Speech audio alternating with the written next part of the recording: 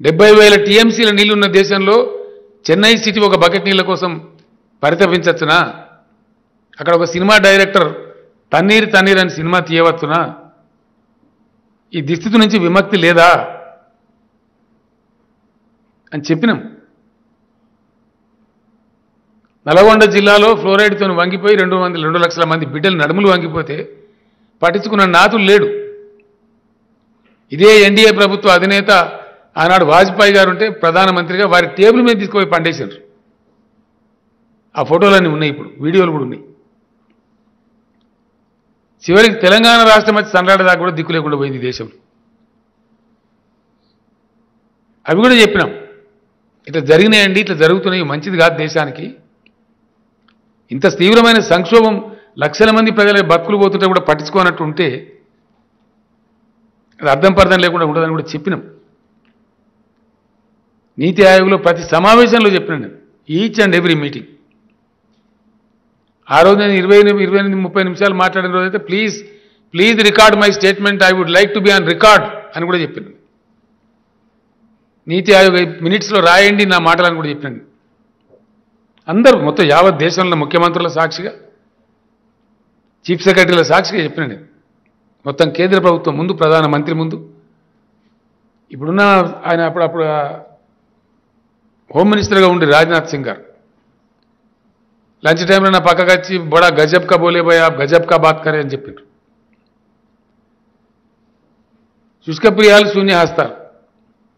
తెలంగాణకు వచ్చిన కేంద్ర బృందం వల్ల ఆహా తెలంగాణ, ఓ తెలంగాణ, మీ భగీరథ బాగున్నది, మీ ఇది బాగున్నది, అది బాగున్నది అని పొగిడిపోవడు తప్ప మీరే రాసిన పేపర్లలో, మేము రాయలే. అన్ని పేపర్లలో వచ్చింది, నేను చూసిన. ప్రతి బృందం పొగిడిపోవడే. పంచాయతీరాజ్ డిపార్ట్మెంట్లో అవార్డులు వస్తే 10 గ్రామాలకు వస్తే 10 తెలంగాణకి ఇస్తారు, 20కి ఇస్తే 20లో 19 గ్రామాలు తెలంగాణకి ఇస్తారు. అసలు కేంద్ర ప్రభుత్వ అవార్డులు, నీతి ఆయోగ్ ప్రశంసలు అందుకోని డిపార్ట్మెంటే లేదు తెలంగాణలో. ప్రతి డిపార్ట్మెంటు, ఎవ్రీ డిపార్ట్మెంట్కు అవార్డ్స్, రివార్డ్స్, ప్రశంసలు, పొగడ్తలు. శుష్క ప్రియాలు శూన్య హస్తాలు. ఒక్క రూపాయి కూడా.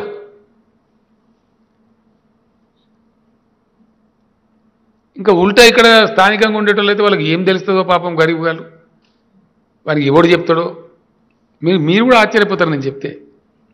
హార్డ్ ఫ్యాక్ట్ ఇది. ఎంత ఉంటుంది కేంద్ర ప్రభుత్వ సహకారం? వీళ్ళందరూ కన్ఫ్యూజన్ ఉంది చాలామందికి. ఎస్, నేను యాజ్ ఏ చీఫ్ మినిస్టర్ అఫీషియల్గా చెప్తా ఉన్నా ఈరోజు.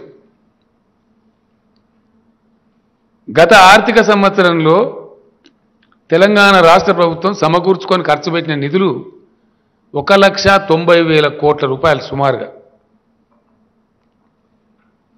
కాగు లెక్కలు ఫైనల్గా వస్తాయి, ఆ ఫిగర్ ఫైనల్గా చెప్పాల్సి వస్తుంది.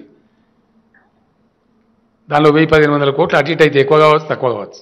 Final expenditure approved by CAG, final అన్నమాట. సుమారుగా 1,90,000 కోట్ల రూపాయలు వచ్చినాయి, ఖర్చయింది.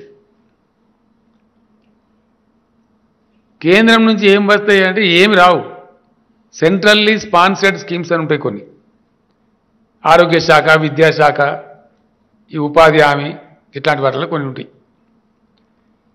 1,90,000 కోట్ల రూపాయలు గత ఆర్థిక సంవత్సరంలో తెలంగాణ ప్రభుత్వం సమకూర్చుకొని ఖర్చు పెడితే అందులో కేంద్ర ప్రభుత్వ పథకాల కింద వచ్చినటువంటి మొత్తం డబ్బు 5,000 కోట్లు కూడా కాదు. నమ్ముతారా ఇది? కానీ వీళ్ళు ఏం మాట్లాడతారు, ఏం చెప్తారు, ఏం దుర్మార్గమైన ప్రచారం చేస్తారు. Just 5,000 crores out of 1,90,000 crores.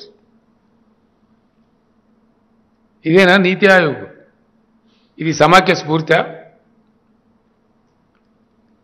ప్రతిపాదనలన్నీ బుట్టదాకలు. నీతి ఆయోగ్తో మనం మాట్లాడతారేమో అని మేము పంపే ఇంచుమించు అన్ని ప్రతిపాదనలు నీతి ఆయోగ్ కూడా కాపీ పంపిస్తాం. వీళ్ళ పాత్ర ఏమైనా ఉంటుందేమో. అసలు వాళ్ళని వాడు కేర్ కూడా చేసినట్టు కనబడతలేదు. వాళ్ళ సూచన కానీ, వాళ్ళ సలహా కానీ, వాళ్ళ సంప్రదింపు కానీ జరుగుతున్న దాఖలా కూడా కనిపించదు మనకు.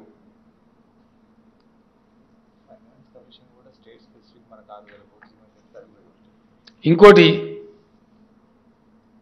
15వ ఆర్థిక సంఘం.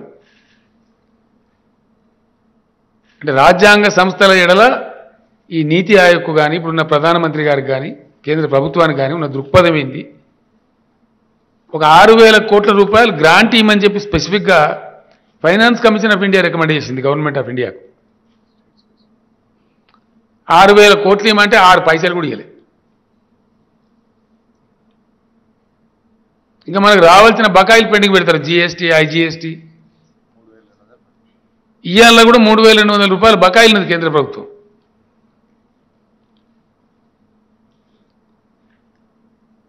నేను బహిష్కరిస్తున్నా అంటే బట్టిగా రాజకీయ దుగ్ధతోనూ దీంతో కాదు. ఇవన్నీ కారణాలు. ఏమో నీతి ఆయోగ్ మీటింగ్ పోయి చెప్తే ఏమో గోడకు చెప్పినట్టే అరణ్య రోదనం, కంఠశోష తప్ప ఏం లాభం లేదు. చెవిటోని ముందర శంక పొందినట్టు. ఏమైనా లాభం జరిగేది ఉంటే పోయినా మాట్లాడినా ఒక అర్థం తాత్పర్యం, కానీ చెప్పి చెప్పి చెప్పి తకాయించిపోయి తంగైపోయి చివరికి బైకాట్ చేసుడే కరెక్టు. వచ్చేది లేదు, పోయేలేదు, అంతా పట్టిదే. ఏమి అంటే నీతి ఆయోగ్ మీటింగ్ మా ముఖ్యమంత్రి పోయినా మాకేమైనా వత్తదేమో అని జనం అనుకుంటారు. పోయిదాని ఖర్చులు తప్ప మనం వచ్చేది ఏమి లేదు. ఇది వాస్తవమైనటువంటి విషయం చెప్తున్నాను. చాలా బాధతో దుఃఖంతో చెప్తాను. ఇంత పెద్ద సువిశాల భారతదేశంలో 140 కోట్ల జనం ఉన్నటువంటి జనాభా ఉన్నటువంటి దేశంలో ఇంత నిర్లక్ష్యంగా ఇష్టానుసారంగా చేసుకుంటూ పోవడం ఫలితమేంది? 8 సంవత్సరాల నీతి ఆయోగ్ యొక్క పరిశ్రమ పని ఏం కనబడుతుంది దేశంలో? ఫలితం ధరలు అదుపులో ఉండయి, ద్రవ్యోల్బణం అదుపులో ఉండదు, రూపాయి విలువ కంట్రోల్ కాదు, భయంకరంగా పడిపోతుంది, నిరుద్యోగం పెరుగుతుంది, రైతుల ఆక్రందనలు, కార్మికుల ఆహాకారాలు.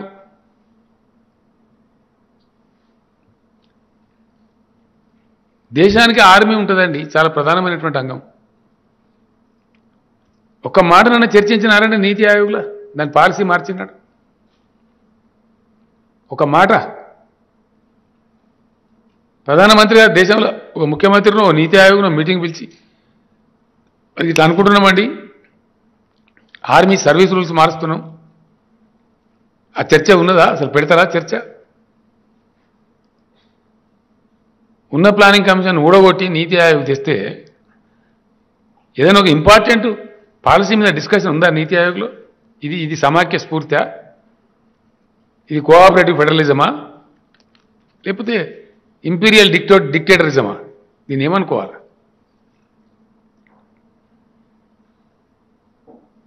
ఇంకా ఘోరమైన పరిస్థితి ఏంటంటే అధికార పార్టీ జాతీయ అధ్యక్షుడు మాట్లాడతాడు డైరెక్ట్గా.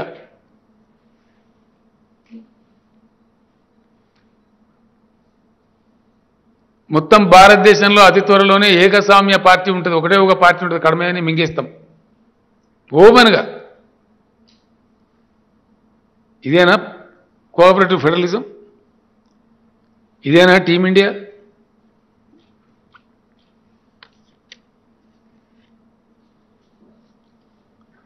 Is it team India? Is this what is cooperative federalism?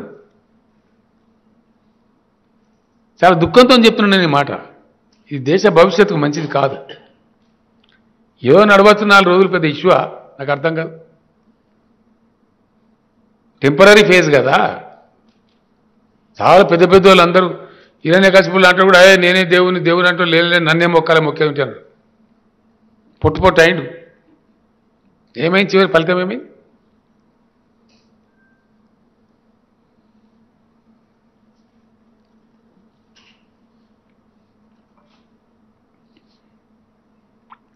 చాలా దారుణమైన పరిస్థితులు. చివరికి ఎక్కడికి వచ్చిందండి? ప్రజాస్వామ్యాన్ని కంప్లీట్గా కాలరాస్తూ రాజ్యాంగబద్ధమైనటువంటి వ్యవస్థలను మొత్తం నాశనం చేస్తూ జేబు సంస్థలాగా వాడుకుంటూ ఏం చేస్తున్నారు ఈరోజు? ఇవే రేపు మిమ్మల్ని కూడా కబలిస్తాయి కదా. డెఫినెట్గా కబలిస్తాయి. ఎందుకు ఉంటాయండి? క్రియకు ప్రతిక్రియ ఉంటుంది కదా గ్యారంటీగా.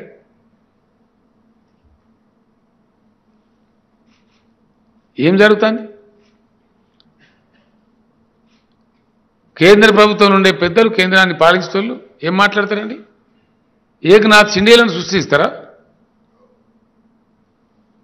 బెంగాలోడు బెంగాల్లో ప్రకటిస్తాడు, ఏకనాథ్ షిండే వస్తాడని. తెలంగాణోడు తెలంగాణ ప్రకటిస్తాడు, తమిళనాడు తమిళనాడులో ప్రకటిస్తాడు.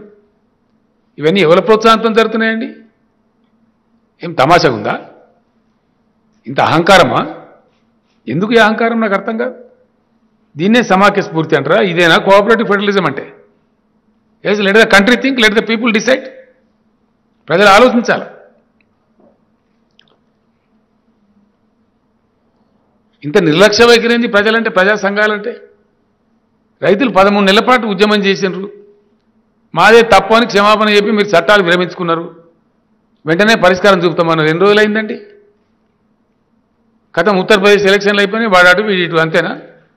కనీసం మద్దతు ధర మీద ముచ్చట్లేదు, రైతు సంఘాలను పిలిచింది లేదు. అంటే ఏ రోడ్డు కాడ ఆ పాట పాడి తప్పించుకొని తర్వాత మాట్లాడితే మిమ్మల్ని జైలు వేస్తాం, మిమ్మల్ని అది చేస్తాం, మిమ్మల్ని ఇది చేస్తాం.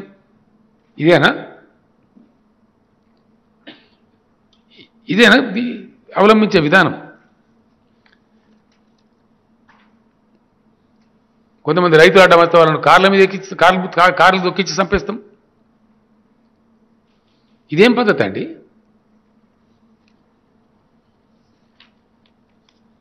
పన్నుల విధింపులో కనీసం దేని మీద విధించాలి, దేని మీద విధించద్దు నీతి ఆయోగ్లో చర్చ చేస్తారా? ప్రజలకు భరించే శక్తి ఉన్నదా లేదా ఆలోచన చేస్తారా? ఇవాళని అడుగుతారా? అవి ఏమేమి విధించారో మనం నేను లిస్ట్ ఒకసారి చూసినా కానీ బయటపడ్డాకో తెలుస్తాను. పాల మీద పన్ను, చచ్చిపోతే పన్ను, శ్మశానానికి పన్ను, చివరికి దాని పేరుతో డాన్స్. అది గుజరాత్లో చేస్తారట డాన్స్. గర్భా అని డాన్స్ చేస్తే కూడా పన్నాడు. మీరే రాసిన పేపర్లో, మేము పేపర్లో చూసాం.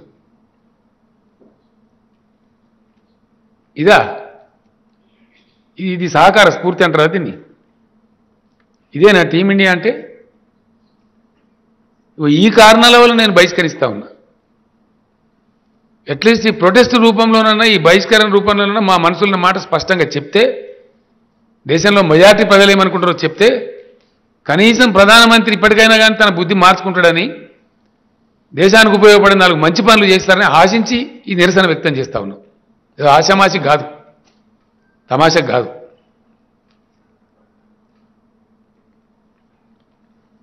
కేంద్ర ప్రభుత్వం యొక్క ఆలోచన పద్ధతిలో కొద్దిగా పరివర్తన రావాలని మేము కోరుతా ఉన్నాం.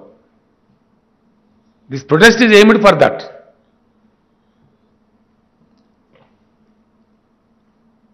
ఏ దేశంలో ఎక్కడన్నా జాతిపిత అని పేరు పెట్టుకున్నటువంటి వ్యక్తిని, అహింసా మార్గంలో స్వతంత్రం తెచ్చినటువంటి వ్యక్తిని అవమానం చేస్తారండి? ఇంతకన్నా దౌర్భాగ్యం ఉంటుందా?